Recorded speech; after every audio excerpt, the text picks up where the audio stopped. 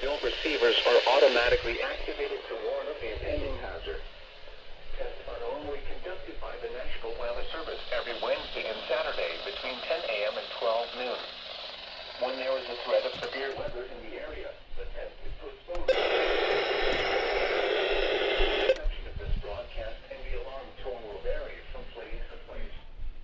This variability, normally more noticeable at greater distances from the transmitter, will occur even though you are using a good quality receiver in perfect working order.